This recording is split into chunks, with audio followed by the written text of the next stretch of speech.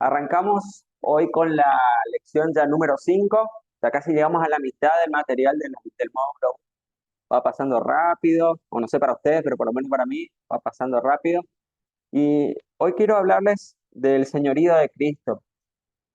Pero para hablar del señorío de Cristo es muy importante que primero, y antes de entrar en el tema, que entendamos por qué Dios ocupó tanto, o el Nuevo Testamento habla tanto de la palabra Señor. En el Antiguo Testamento, ya en la época de Jesús, el tema de la esclavitud y de los siervos era algo muy común, muy normal en la sociedad. Inclusive Jesús no estuvo en contra de la esclavitud. Cuando estuvo, no van, encontramos textos que sean muy explícitos con respecto a la esclavitud. Tengamos en cuenta que también del pueblo de Israel había normas que Dios le había dejado con respecto a los esclavos y a los siervos, que había, podríamos hablar del primer convenio colectivo de trabajo, que lo encontramos ahí, porque hablaba de respeto, ciertas normas que tenían que seguir. No es que podían hacer lo que quisieran con los esclavos y con los siervos. Cuando los siervos eran del mismo pueblo de Israel, cuando llegaban a determinada cantidad de años, el año del jubileo, se les daba la libertad o podían seguir sirviendo al Señor cuando eran del pueblo. Había cuestiones de respeto, distintas normas. Y para el Imperio Romano, la esclavitud o los esclavos era algo fundamental en la actividad económica que ellos desarrollaban, ¿sí? Pero era algo muy normal, muy común, no era mal visto. Inclusive Pablo en una de sus cartas, cuando escribe, creo que a Timoteo, le habla acerca de Onésimo, que se cree que era un esclavo que se había escapado de su señor para que vuelva a su señor y que lo sirva como a Dios, porque, digamos, era algo que no estaba mal visto. Así cuando fueron pasando los años, la esclavitud tuvo un contexto más de sometimiento, un contexto más de maltrato hacia las personas. No es que en la época de Jesús eso no existía, o si vamos a la época del pueblo de Israel, cuando estaba en Egipto, ellos trabajaron para los egipcios, pasaron a ser esclavos de los egipcios, con muchos maltratos, eh, sometimiento que le llevó al pueblo después de las plagas a salir de Egipto y a buscar su libertad después de casi 400 años de permanecer en Egipto. Y después la historia del pueblo de Israel es un cúmulo de ciclos de estar con Dios, de alejarse, de estar sometidos y en esclavitud o sometimiento con otros pueblos que los atacaban. Entonces era lo que ellos conocían muy bien. Cuando hablamos de que Jesucristo es nuestro Señor, y vamos a Romanos 6:23, dice, porque la paga del pecado es muerte, pero el regalo que Dios da es la vida eterna por medio de Cristo Jesús, nuestro Señor. Cuando hablamos de que Jesucristo es nuestro Señor, en primer lugar hablamos de una palabra que se usaba en las Biblias originales, que es curio, que tiene que ver con un dueño, un amo, que tiene un derecho de propiedad sobre nosotros o sobre un terreno, ¿sí? Si vos sos propietario de un vehículo, tenés tu registro que dice el título de propiedad, que dice que este vehículo pertenece a tal, o si tenés una propiedad inmueble. Nosotros también, si somos de propiedad de Cristo, nuestro nombre está inscrito en el libro de la vida, que podríamos, ¿qué pasó? eh, que Jesucristo es el Señor de nuestra vida, Él tiene nuestra propiedad. Podríamos decir que nuestro título de propiedad, nuestro registro de que somos propiedad de Cristo está lo que conocemos como escrito en el libro de la vida. Y cuando aceptamos a Jesús, capaz ahora ya han escuchado, que como que van tomando el registro nuestro y pasamos a ser propiedad de Dios. Y Él tiene el derecho absoluto y soberano sobre nuestra vida. Lo único que nosotros a veces dentro de ese señorío, nosotros tenemos todavía la posibilidad de decidir, tenemos libre albedrío y a veces no sometemos toda nuestra vida a ese señorío de Cristo, pero Él quiere ser el Señor en todas las áreas de nuestra vida, velar sobre toda nuestra vida, cuidarnos, protegernos, guiarnos, que habíamos hablado, que la voluntad de Dios para nosotros es buena, agradable y perfecta. Y la palabra siervo o dulos incluye los siguientes significados. En primer lugar, esclavo, una persona que es propiedad del Señor y que pierde no solo su libertad, sus derechos y privilegios, sino también su voluntad. Después tenemos el siervo incondicional, uno que está dispuesto a servir a su Señor sin interponer condiciones personales, y las personas dependientes o bajo autoridad, uno que se atreve a tomar decisiones propias en los asuntos de su vida y que consulta siempre la voluntad de su Señor. En Juan capítulo 5, verso 30 dice, no puedo yo hacer nada por mí mismo, según oigo, así juzgo y mi juicio es justo, porque no busco mi voluntad, sino la voluntad del que me envió, la del Padre. Eso fue lo que dijo Jesucristo. Él buscaba hacer la voluntad del Padre, porque él reconocía en Dios que Él era su Señor, que Él era aquel que tenía la autoridad suprema sobre él, aquel que le marcaba las cosas para hacer. Van a ver que la vida de Jesús, cómo empezaba el día de Jesús, muchas veces los discípulos andaban buscándole dónde se metió Jesús, estaba en lugares aislados, orando, o a veces cuando terminaba el día, después de haber servido todo el día, se iba al lugar y estaba sola buscando, hablando con su Padre. Y creo que ese tiempo, esas eran las reuniones de planificación que hacía Jesús con su Padre, ¿no? A la mañana temprano lo que iban a hacer ese día, y cuando terminaban el día, como hacen en algunas empresas, las reuniones de cierre del día, cómo fue en el día, si se cumplió lo que hacía. Es un poco mi imaginación, ¿no? No es que la Biblia nos dice, pero había esa comunión con el Padre de, de las cosas que iban a pasar en el día. Él ya creo que visualizaba lo que iba pasando, a dónde iba a ir, por ahí con quién se iba a encontrar, las expectativas que, que iban a, de lo que iba a estar pasando, ¿no? Y los discípulos siempre andaban, creo que con intriga, a ver qué iba a pasar, ¿no? Y eso tiene que ver con oír la palabra de Dios, oír el juicio del Padre y hacer lo que está en su voluntad. Y ahí vamos entendiendo la palabra, lo que las Biblias nos habla acerca de Señor y de siervo. ¿Cuáles son las razones por las cuales Jesucristo es el Señor o debería ser el Señor de nuestra vida? En primer lugar, si vamos a Juan 1.1, ¿alguien sabe lo que dice Juan 1.1? Se repite una palabrita, que los que el verbo, dice, en el principio el verbo era el verbo y el verbo era con Dios y el verbo era Dios. Si otra traducción dice que en el principio él era la palabra y la palabra era con Dios y la palabra era con Dios. No hay una traducción, no hay una traducción muy exacta de esa palabra verbo, porque habla de algo continuo, de algo que se va gestando en forma permanente. Entonces por ahí no hay una traducción al castellano muy exacta de esa palabra, pero se refiere a eso. Este versículo tenemos que leerlo o entenderlo también en consonancia con lo que nos dice Génesis capítulo 1. ¿Cómo fue creado el mundo? Dios dijo y fue hecho, ¿sí? Por la palabra. A través de la Jesús palabra. es la palabra hecha realidad. Cuando habló con María y la anunció, esa palabra se volvió real. No fue un simple deseo, una simple profecía, sino que esa palabra se hizo carne a través de Jesucristo. Y fíjense un detalle interesante, que María cuando recibe al ángel, ella aquí dice, yo soy la esclava del Señor, ¿sí? La sierva o la esclava, depende de la versión que leamos. Y ella entendía ese concepto de que ella estaba para el servicio de Dios. No una esclava en el sentido de sometimiento, sino una esclava en el sentido de que reconoce a Dios como su Señor, como aquel que tiene el dominio sobre su vida.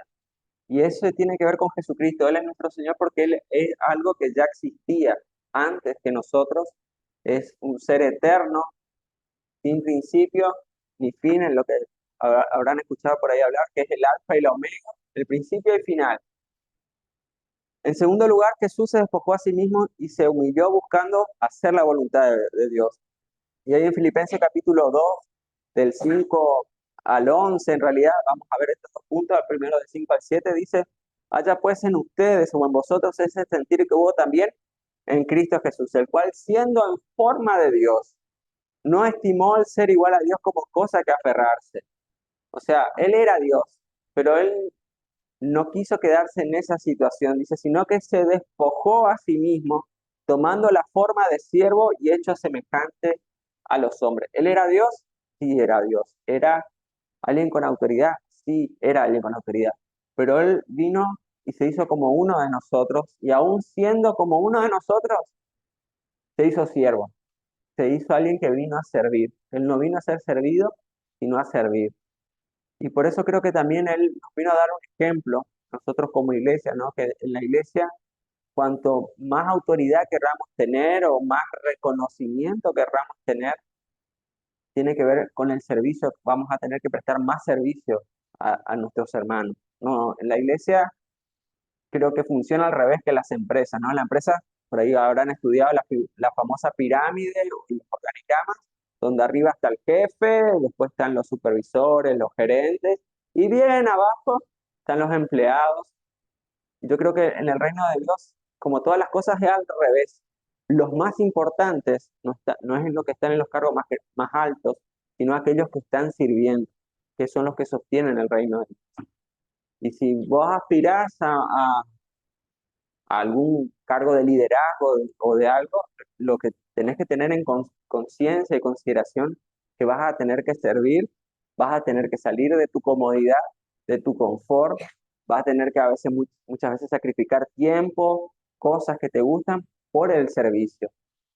Y eso es una diferencia muy con respecto al liderazgo o de otro tipo de organización, porque en la iglesia estamos para servir, no para que nos sirvan.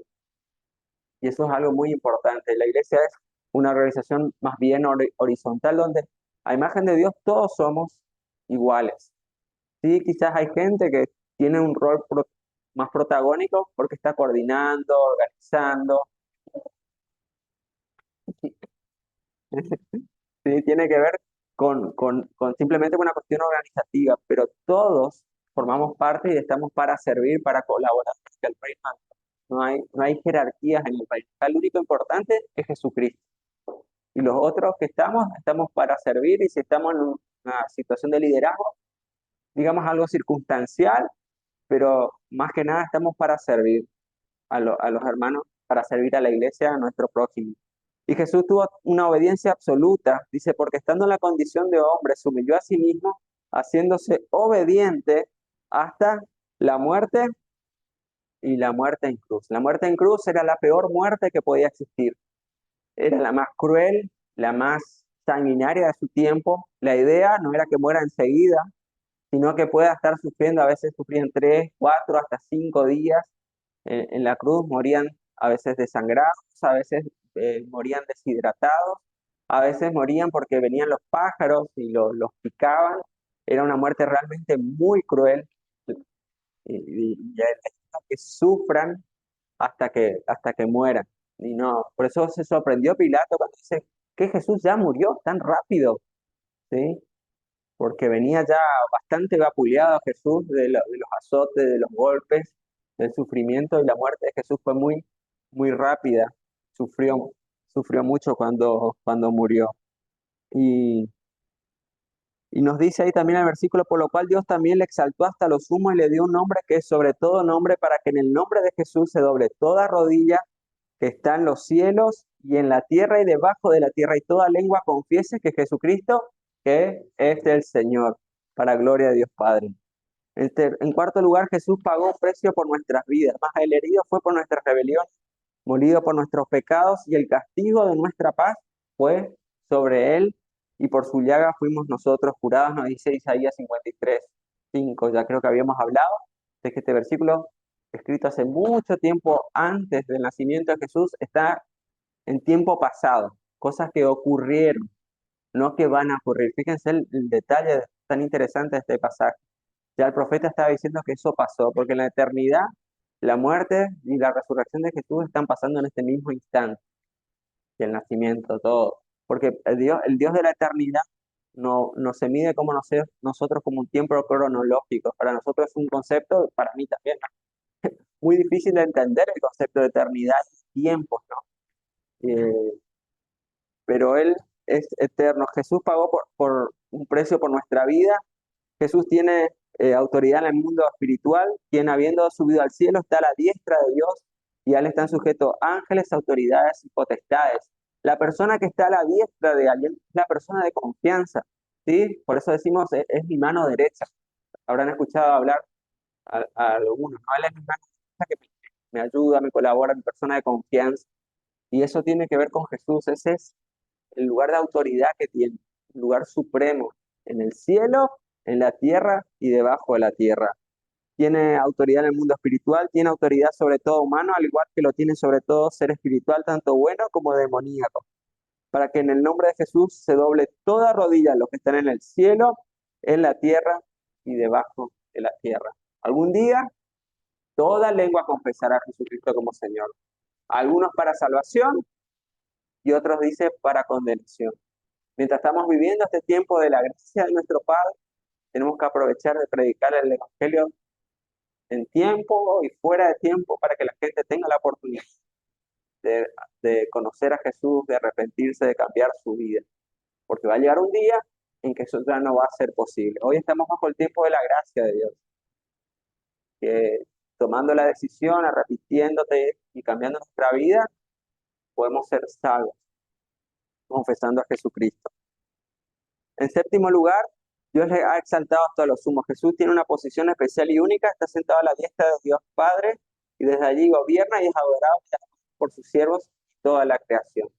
Él es nuestro Rey, Él es nuestro Señor, Él es nuestro sumo sacerdote, aquel que se compadece de nosotros. Hay un versículo que nos dice que, que, que el que fue tentado en todo, ¿cómo no nos va a auxiliar cuando nosotros estemos en momentos de angustia, en momentos de desesperación?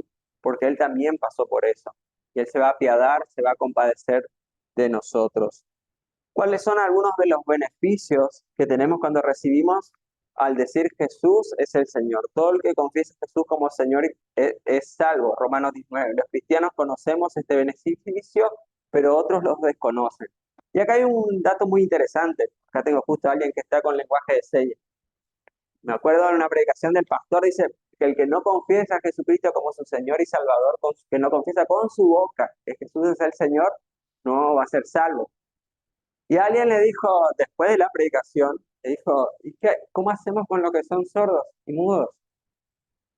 Eh, Le pusimos en una aprieta y en su momento el pastor. Obviamente ellos a través de su forma de expresarse, con las manos, con los gestos, ellos pueden dar a conocer su decisión por Cristo. ¿Sí? Y tengamos en cuenta eso, cuando exteriorizamos nuestra decisión, si tenemos nuestros labios de poder hacerlo, y si no a través de nuestras manos, nuestros gestos, podemos ser salvos. Y esta pregunta me quedó muy grabada en ese momento, porque me acuerdo que los ojos del pastor quedaron abiertos, un huevo así, porque se olvidó de, se había olvidado. Sí, claro, son las manos, exactamente. Así que bueno, nosotros tenemos la bendición de tener ministerio donde la gente están haciendo la traducción simultánea tanto de la alabanza como de la prédica y poder incluirlos, ¿no? dentro de este cuerpo y ser parte de la iglesia. Así que gloria a Dios por eso. Cuando nos decimos que Jesús es el Señor, también comenzamos una vida nueva. Y por todos murió para que los que viven ya no vivan para sí, sino para aquel que murió y resucitó por ellos. De manera que si alguno está en Cristo, nueva criatura es. Las cosas viejas pasaron, he aquí, todas son hechas nuevas. Y este versículo tenés que tenerlo grabado en el celular, en tu heladera, en, en algún lugar que nunca se te olvide. Cuando estamos en Cristo, todas las cosas viejas pasaron. ¿Sí? Vos tenías una deuda, vino alguien y borró esa deuda. Dijo, cancelada, pagada está. Empezamos de ser una nueva cuenta corriente, por decirlo de alguna manera, empezamos todo de nuevo. Dios nos hace nuevo, no es que arregla algo viejo que estaba mal, no, no, Él nos hace nuevo, arrancamos de cero con Él. Y es importante que tengamos eso en cuenta. A veces nosotros nos acordamos de nuestro pasado, de cosas que vivimos o que pasamos, y a veces eso nos crea culpa. Tu pasado puede servir para bendecir a otros por la obra de restauración que hizo Dios. Y Dios ocupa muchas veces nuestro pasado para bendecir a otras personas. Si vos pasaste por una enfermedad y Dios te sanó, vos podés decirle a alguien que está enfermo, mirá, vamos a orar, porque yo tenía esta enfermedad y Dios me sanó. Mi matrimonio estaba destruido, no lo podía ni ver a mi esposa, quería sacarla del medio, ni la quería ver. Dios restauró mi matrimonio. Hoy somos una familia que servimos a Dios, que nos amamos, que tenemos conflictos, pero en Jesucristo todo lo podemos y salimos adelante. Y eso ayuda. Es muy fácil decir cuando tu matrimonio funciona bien, que Dios es la solución para todos tus problemas, que Dios nos bendice. Ahora cuando viene alguien que tiene problemas en su matrimonio y te dice, vos no viviste ni pasaste por lo que yo pasé, a veces por abusos, situaciones difíciles, es muy difícil llegar a esas personas. Pero si vos viviste eso y Dios te rescató, vos tenés una cierta autoridad como para decir, mira, yo estaba en esa situación, yo viví eso y Dios me rescató. Y puedes llegar al corazón de las personas. Y como digo, a veces la palabra se la puede llevar el viento, pero el testimonio, con eso no hay forma de refutar. Como dijo el ciego, yo no sé lo que pasó, yo antes no veía y ahora veo. Ustedes me pueden decir lo que quieran, pueden opinar lo que quieran, pero yo antes no veía y ahora veo. Contra esas pruebas, contra el testimonio, es muy difícil refutar algo porque Dios hizo una obra que es palpable, comprobable y llega al corazón. Por eso es tan importante compartir nuestro testimonio, sea grande o pequeño, puede ser de bendición para las personas que están a nuestro alrededor. Jesús se convierte en dueño. Al pagar el precio por nosotros, Jesús pasó a ser nuestro dueño, a tal grado que ya no somos nuestros. Y dice 1 Corintios 6, 19 y 20, dice, ¿o ignoráis que vuestro cuerpo es templo de quién? Del Espíritu Santo, el cual está en vosotros, el cual tenéis, el cual tenéis de Dios y que no sois vuestro porque habéis sido comprados por precio. Glorificad a Dios, pues, a Dios en vuestro cuerpo y en vuestro espíritu, los cuales son de Dios. Nuestro cuerpo, algunos serán más atléticos, otros más flaquitos, más gorditos, somos templo del Espíritu Santo. Dios no abraza a la gente, no viene a abrazar a la gente. Los ángeles no vienen a abrazar a la gente, no vienen a orar por la gente, sino que Dios lo hace a través de quien, de nosotros que hemos hablado, que somos los embajadores. Cuando vos abrazás a alguien en el nombre de Jesús, es como que Dios lo está abrazando. Y ese abrazo muchas veces es un abrazo sanador. El otro día escuchaba a alguien que decía, una psicóloga, que cuando uno da un abrazo bien dado, en 20 segundos hay hormonas que se activan en nuestro cuerpo y producen como un bienestar, como sanidad, ¿sí? Cuando alguien está pasando una necesidad y alguien le abraza. Cuando alguien vino a la iglesia y le dijeron, bienvenidos, te estábamos esperando, quizás esa era la palabra que necesitaba. Y hay muchos testimonios de gente que cuando escuchó esa palabra, dice, para un poquito, me estaban esperando a mí, porque el Espíritu Santo le dijo, sí, te estábamos esperando a vos. Comentaron el otro día de un matrimonio que está en Encarnación, que anduvieron pululando por varias iglesias. Y cuando llegaron a la iglesia de Dios en Paraguay, nosotros a veces casi lo decimos como ya un cliché, ¿no? Como algo normal. Y dijeron, bienvenido, te estábamos esperando. Y dice que sintió como que ese era el lugar que andaba buscando, ¿sí? Ese es el Espíritu Santo que te dice, sí, yo te estaba esperando en este lugar. Por eso cuando Dios te motiva, te mueve a abrazar a alguien, a decirle una palabra de bendición, no sos vos el que está orando, sino el Espíritu Santo. Quizás esa persona viene con una carga muy pesada por ahí, vos le preguntás, sí, ¿cómo estás? Re bien estoy, te dicen. Y el Espíritu Santo te dice, no está tan bien. El otro día me compartía a alguien que, estaba hablando con una persona y le preguntó, che, ¿vos estás bien? Sí, sí, estoy bien. ¿Pero seguro estás bien? Eh, Capaz que no tan bien, ¿no? Y después resulta que tenía un voz terrible y sí, pero es el Espíritu Santo el que te va a mover en esas cosas y el que nos mueve a que Él sea nuestro Señor. ¿Y cómo está tu templo? ¿Estás cuidando el templo del Espíritu Santo? ¿Está con la cañería tapada por el colesterol? ¿Problemas con el ácido úrico? ¿Cómo está tu cuerpo? Cuidar nuestro cuerpo tiene que ver también con cuidar nuestro físico también, nuestro descanso, ejercitarnos, el, el, el el dormir en forma adecuada, porque el templo de Dios tiene que estar bien.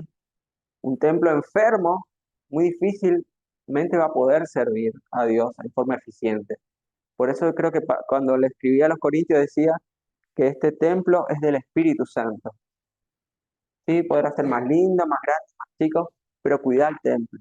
Dormir, alimentarte, controlémonos, cuidemos ese templo. Nosotros somos las manos de Dios, somos los pies de Dios y necesitamos también ser conscientes que nuestro cuerpo necesita estar en buen estado, cuidadito, y no nos gusta llegar a una casa que está con agujeros, perdiendo agua, cosas por el estilo. No queremos ir a un lugar que esté agradable, ¿o no? Así que te animo a que también cuides tu cuerpo, porque también es algo espiritual también, es algo espiritual. Cuando decimos que Jesús es el Señor, Él nos toma de la mano y nos saca de la esclavitud. Ya no somos propiedad del diablo, sino que pertenecemos a Dios. Por eso debemos guardarnos para aún nuestros pensamientos deben ser puestos bajo su señorío, derribando argumentos y toda altivez que se levanta en contra del conocimiento de Dios y llevando cautivo todo pensamiento, ¿a qué? A la obediencia a Cristo. Y acá hay un detalle muy interesante. Hablamos que Jesús es el Señor.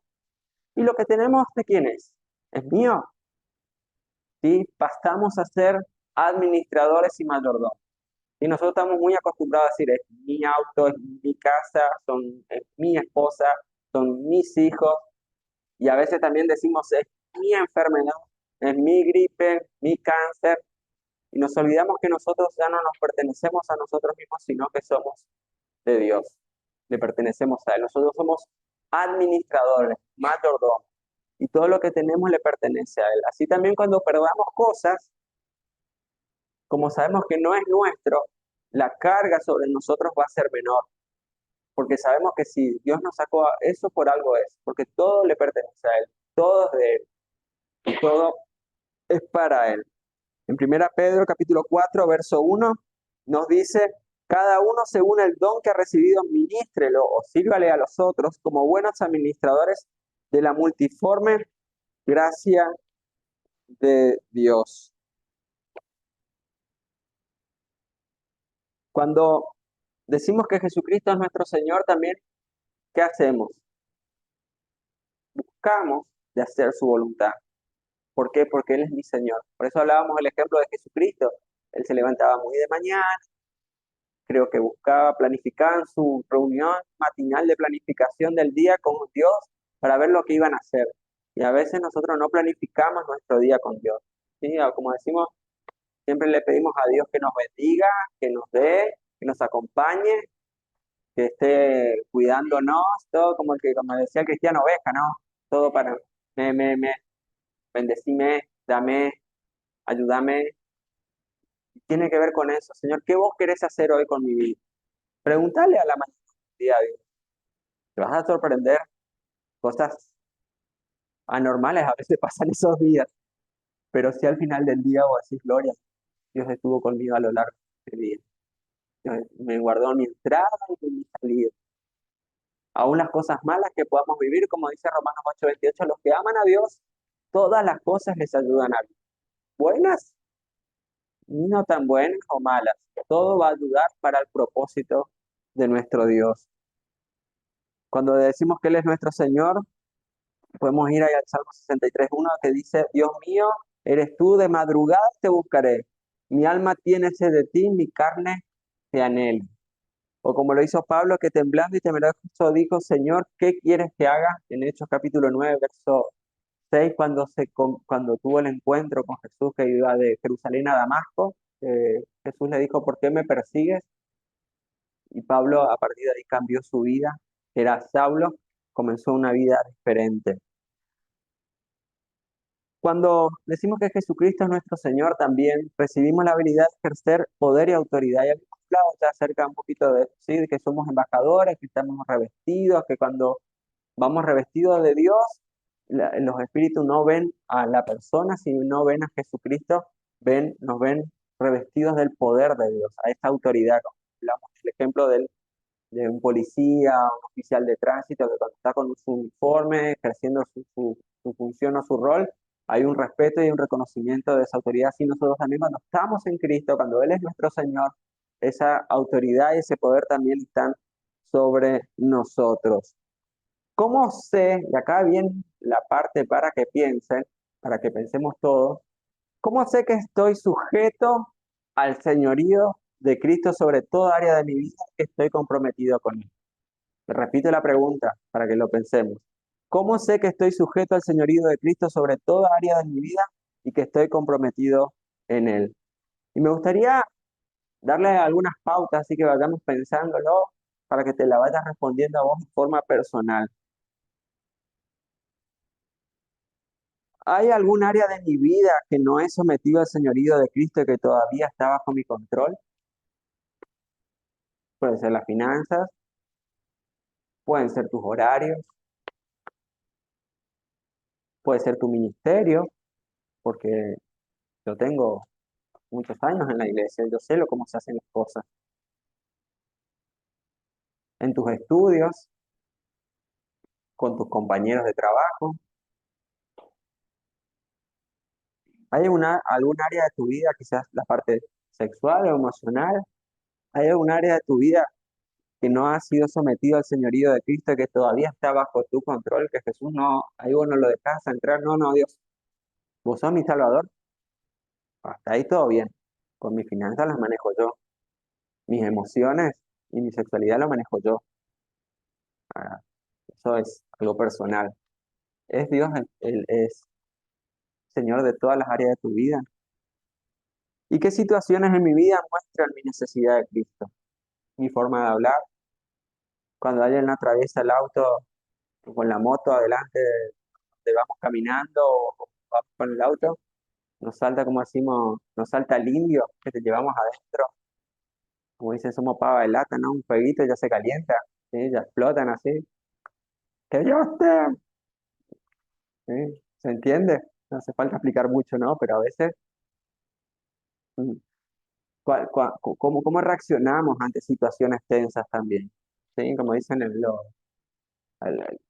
los momentos de crisis, es donde vemos realmente cuán cristianos somos, cuando reaccionamos, cuando nos tocan alguna fibra íntima, ¿no?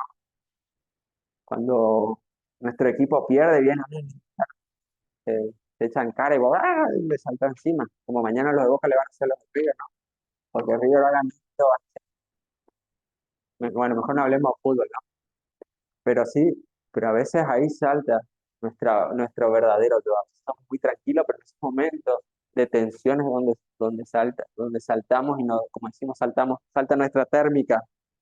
¿Qué situación ha usado el Espíritu Santo para indicarme la voluntad de Dios? Dios te habló, vos la escuchaste, dijiste, sí, yo sé que es de Dios que me está hablando, pero miraste para otro lado. Bueno, no, no soy muy joven, no estoy preparado. No, eso tiene que hacer otra, gente más capacitada en la iglesia. ¿O qué hiciste? ¿Es Jesús realmente tu Señor? ¿Estoy siendo obediente a la voluntad de Dios o estoy conformándome al mundo? Sí, yo quiero ser salvo. Sé que si no acepto a Jesucristo como mi Señor y Salvador, me voy al infierno. Yo le acepté, voy a la iglesia, ofrendo, más que el diezmo doy, y con eso cumplo. Pero Dios no quiere ni nuestro dinero ni nuestra asistencia. Él quiere nuestro corazón, nuestras intenciones, nuestra voluntad. La obediencia tardía es desobediencia. Los padres saben muy bien de lo que estoy hablando. Los hijos a veces no quieren hacernos caso, ¿no? Anda a bañarte.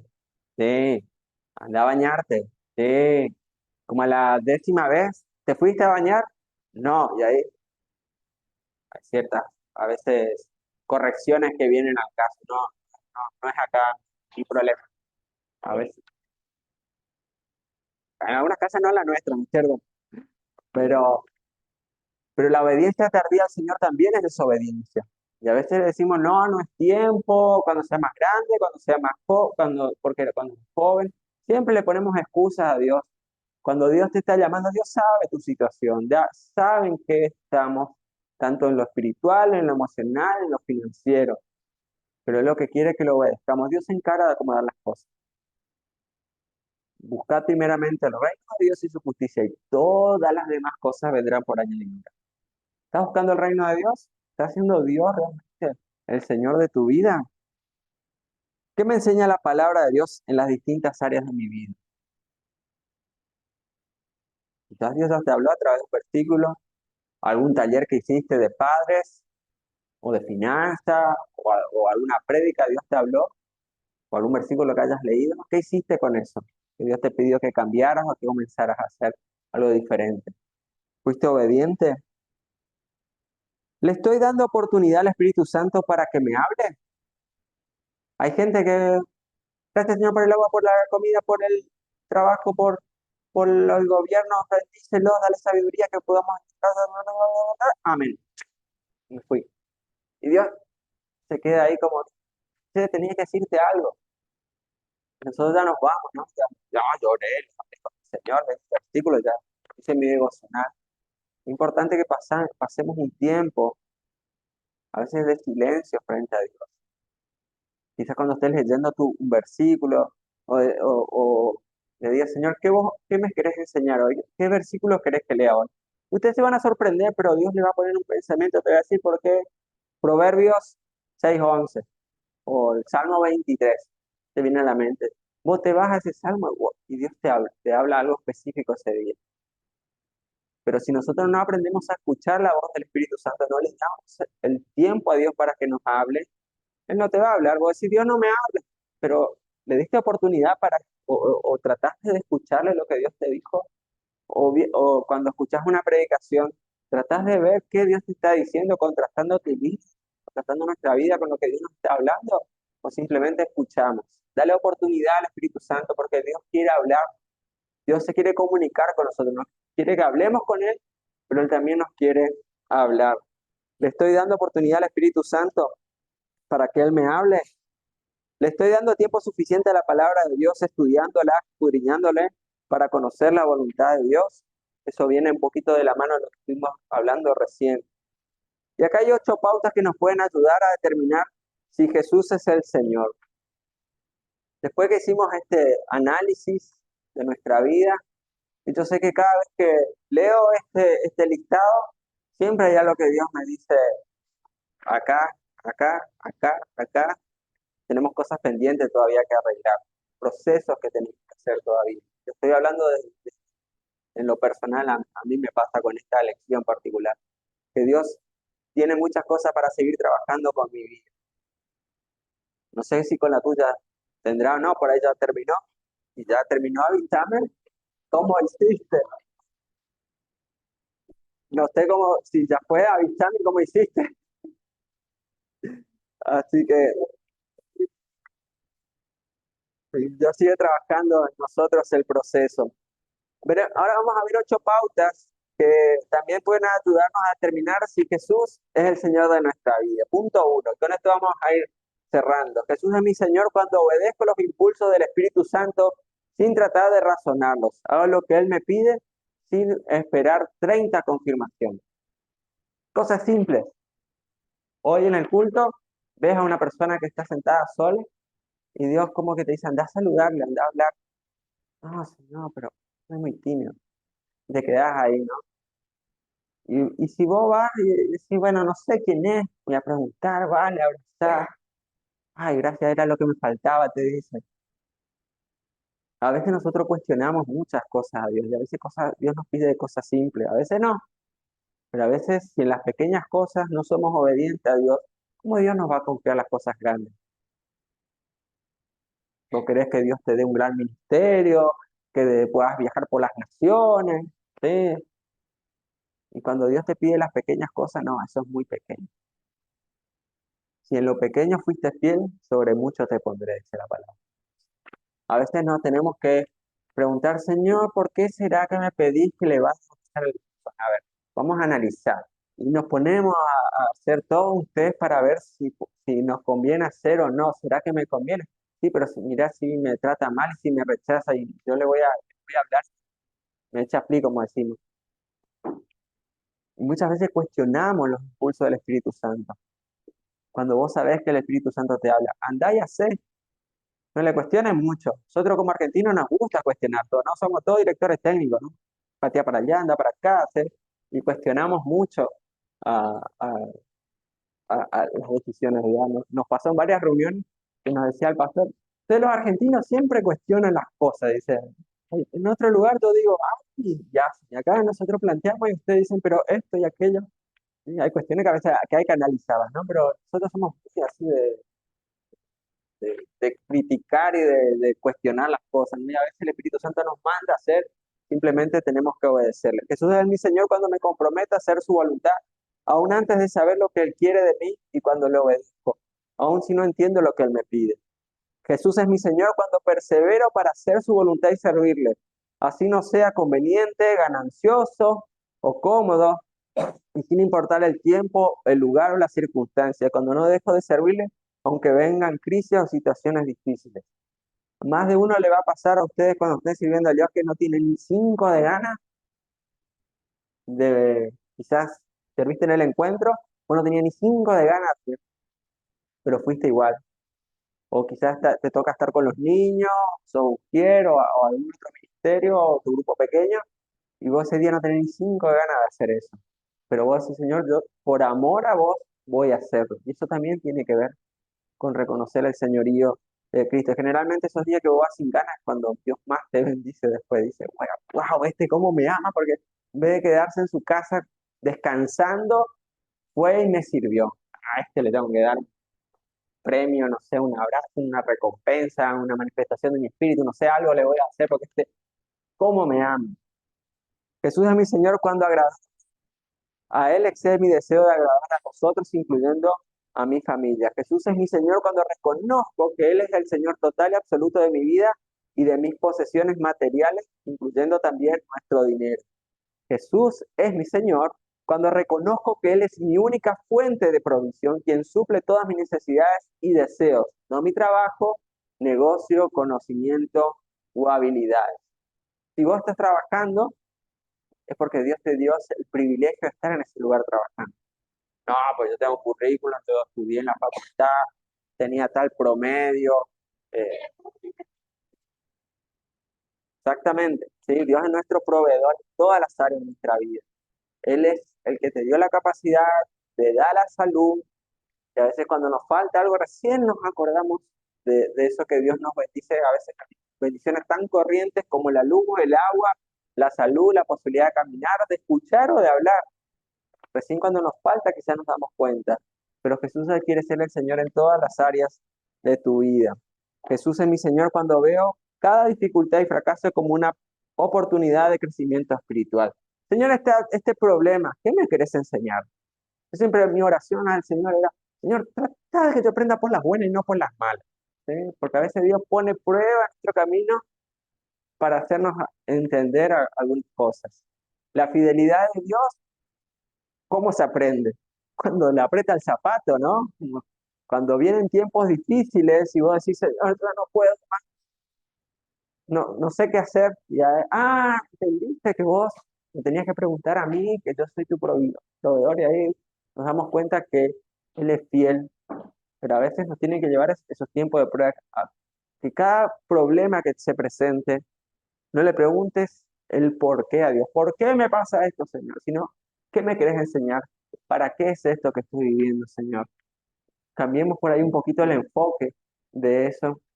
Vamos a cambiar también nuestra actitud con respecto a las cosas que Dios nos quiere enseñar. Cuando veo en cada dificultad y fracaso como una oportunidad de crecimiento espiritual. Y el último, Jesús es mi Señor, cuando busco conocerle íntimamente, amarle con toda mi alma, con toda mi mente y toda mi fuerza.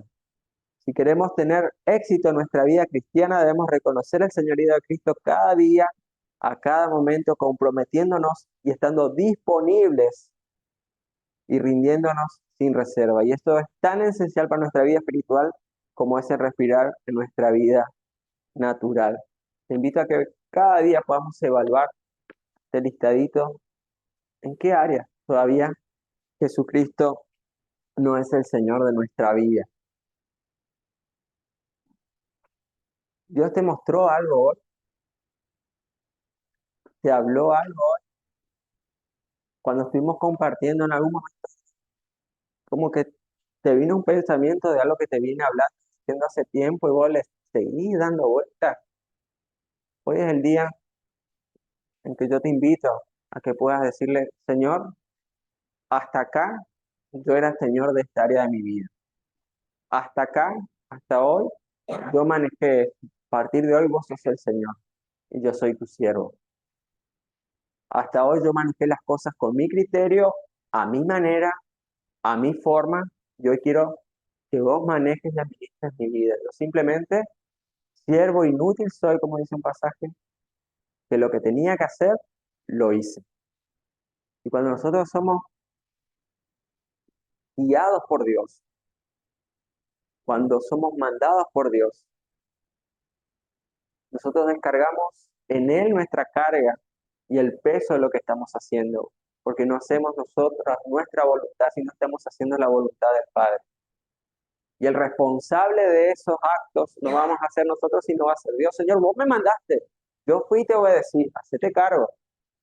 Yo oré por la persona, ahora vos te encargás de sanar. Yo le bendecí a la persona, hice lo que vos me mandaste. Ahora es tu problema, no es mi problema. Yo cumplí, yo te obedecí. Yo soy tu administrador, tu siervo.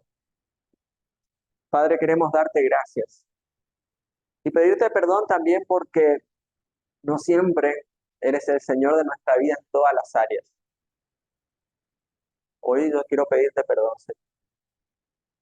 Quiero pedirte perdón y me arrepiento, Señor, por no entregarte todas las áreas de mi vida bajo tu señorío. Y hoy quiero comprometerme con vos, Señor, y pedirte que vos a través de tu Espíritu Santo puedas examinar mi mente, examinar mis conductas, mis acciones, mis actitudes, la forma en que me manejo, que hablo, la forma en que a veces me enojo o te cuestiono. Te pido, Espíritu Santo, que vos puedas tomar el control de mi vida. Que este templo sea el templo del Espíritu Santo, que sea el templo que tu Espíritu Santo quiera habitar y el templo en el cual tu Espíritu Santo también quiera bendecir la vida de otras personas. Simplemente un instrumento en tus manos, Señor, en la mano del mejor cirujano del universo que hace el corte y la incisión en el lugar preciso, exacto, que trae sanidad y extirpa, Señor, el dolor, el tumor, la enfermedad, que corta las cadenas, Señor, del pecado, de la esclavitud, de ataduras, de malos recuerdos, que trae sanidad en las familias, Padre. A partir de hoy, tú eres absolutamente el Señor de todas las áreas de mi vida. En el nombre de Jesús, te entrego esta área y si vos sabés cuál es el área, decíselo ahí en oración a Dios. Señor, yo te entrego hoy esto, lo que Dios te mostró. Díselo. No hace falta que lo digas por voz alta ni nada. Simplemente decíle al Señor, Señor, esta área, yo te la entrego. Esta desobediencia, perdóname, Señor, me comprometo hoy a obedecerte. Me comprometo a no cuestionarte tanto cuando me mandas a hacer algo, sino simplemente a obedecerte. Porque sé que tu voluntad es buena, tu voluntad es agradable, tu voluntad es perfecta. En el nombre de Jesús, está, hecho está en esta tarde. En el nombre de Jesús, amén. Que puedas comenzar un nuevo tiempo, donde Dios sea el Señor de todas las áreas de tu vida. Cosas extraordinarias vas a vivir y bendiciones extraordinarias vas a poder brindar a otras personas. Y Jesús va a orar a través de tu vida. Amén. Amén.